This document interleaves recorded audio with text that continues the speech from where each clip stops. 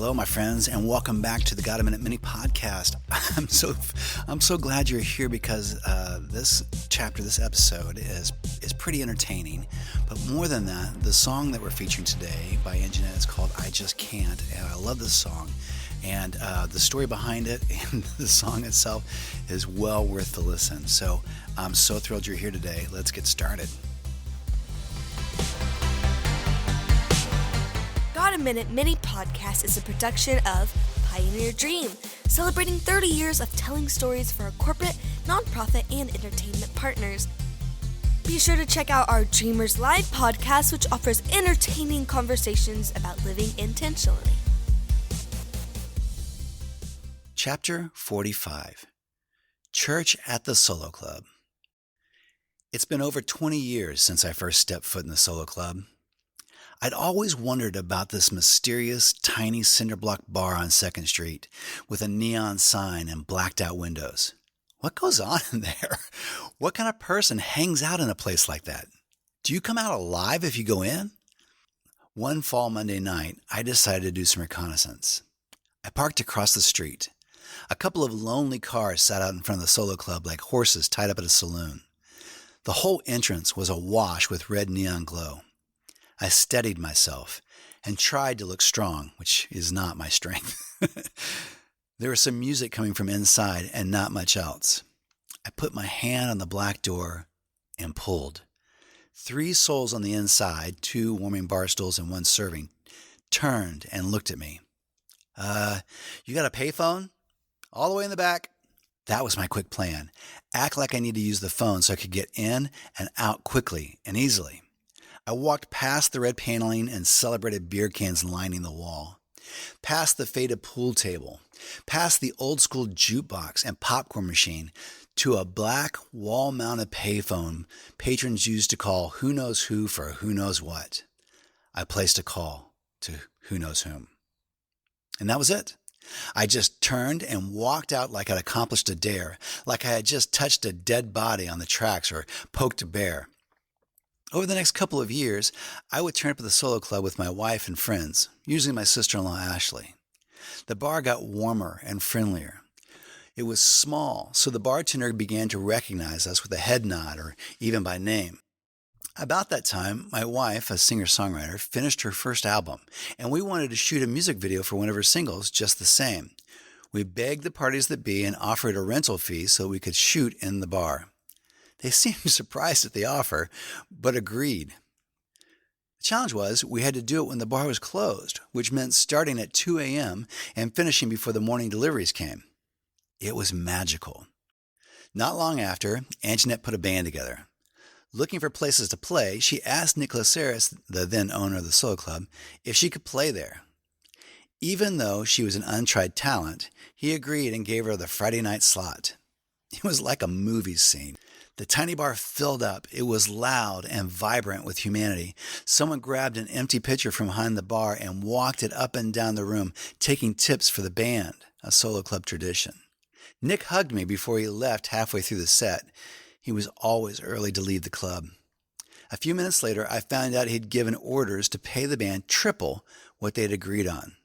That was a very Nick thing to do, I discovered over the years. When the bar's 50th birthday approached, they asked if we'd help them promote it. We gave them a new logo and press releases and T-shirts and whatever else. And in return, my wife negotiated that Nick would teach me the craft of bartending. It's a secret bucket list item for me. We all agreed. So for a couple nights a week, I'd show up in front of the regulars, and Nick, along with Tommy Leathers, taught me about pours, spirits, glasses, and demeanor behind the bar. It was Nick who schooled me to never dump the ice when you're giving someone a second round. That's educated ice, see? Leave it in there. After a couple of weeks, Nick asked if I'd actually like to pull some shifts at the club. So, off and on for the next 2 years, I worked Friday and Sunday nights at the Solo. The rich characters I met in my time behind the bar could fill up a Steinbeck novel. I'd only been working a couple of months when Tony, whom we all called Blue and who used to help out around the bar, was tragically killed walking home one night crossing Tuxedo Boulevard. Everyone loved Blue. The funeral home was packed with Solo Club patrons, now donning suits and dresses. Nick gave an impassioned eulogy and invited the entire room back to the bar for a wake of sorts. It was beautiful. Somewhere in the hours that passed, Nick pulled me aside and recited the things he loved about Tony, with real-life tales of his generosity and kindness. "And that's the book on Tony," he said. What a phrase. I imagined a little black book of acquaintances where names were listed and beside them short notations distilled who they are into a couple of key phrases.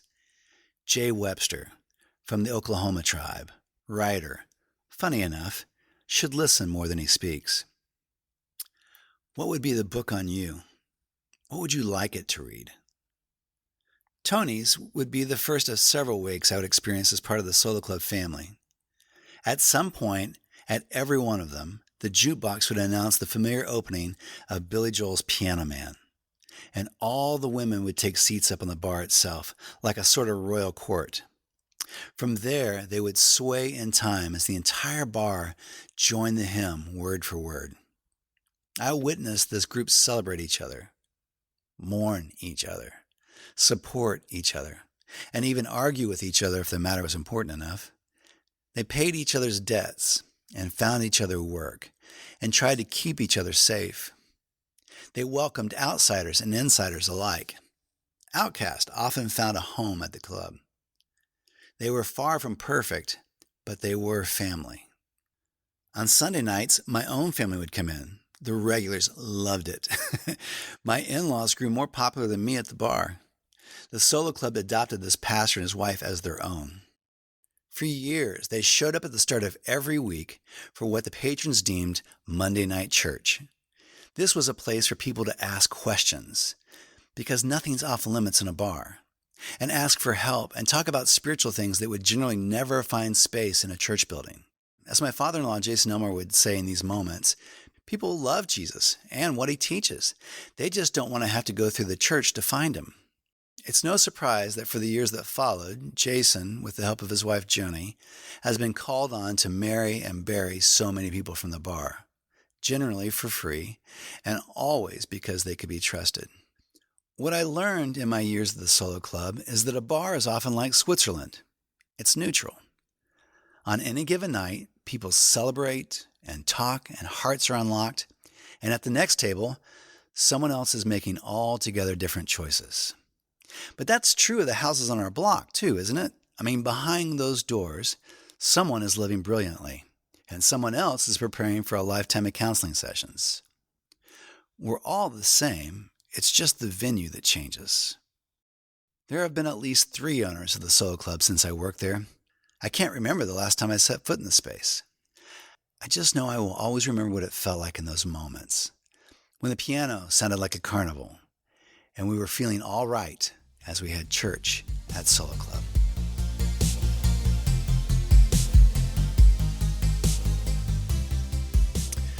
Well, hello, Anjanette, and welcome back to the Got a Minute Mini podcast. It's so nice to have you here. Thank you. I'm so glad to be here on the Got a Minute Mini podcast. Hey, we're having you here today to talk about the song I Just Can't, and I think it says in parentheses, a sort of gospel song, which seems so appropriate for this episode. Tell us a little bit about the song and its origins or what it means to you. I will. With apologies to my mother for the cuss word in the full title. Oh, my Actually, gosh. the song says, I just can't get my shit together. Oh, my gosh. God knows I've tried. Well. But it's really kind of a confessional. I spent a lot of years trying to be perfect, like a lot of girls do, into my early 20s, and thinking that if I could be perfect and have perfect grades and be this perfect example, that somehow I would be a better human and a good example to other people. And the truth is, I learned pretty quickly that I can't keep my shit together. God knows I've tried. As most of us can't. Yeah, so it's a confessional about that. And I actually found as I got older, the more honest and authentic I got about my own failures, the more relatable I became to people. So the song's just a fun little poke at that. Well, you know? I still think you're a great example to all people, not That's just so like. sweet. But I do love this song, and it's a funny song, and I think people will really love it. So we'll give it a spin. All right, thanks.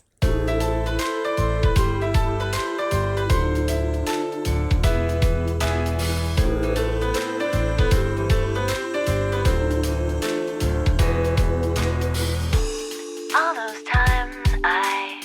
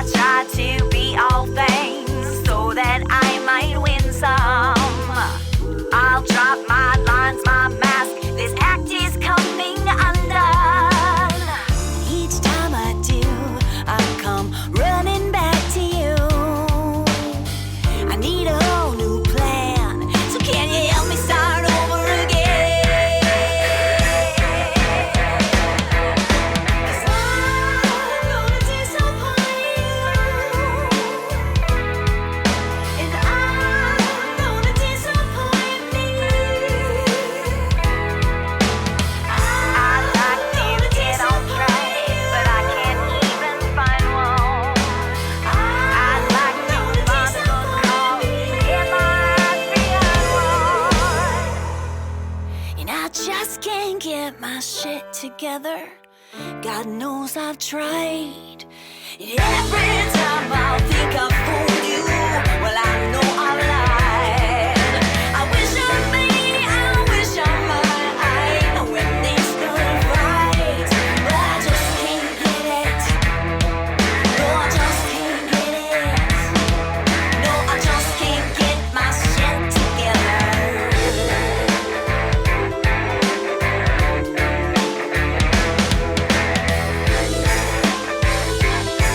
No, I just can't get my shit together. Thanks for listening. We'd love it if you'd like and subscribe to the podcast and then share it with the people you know. Thanks. This has been a production of Pioneer Dream.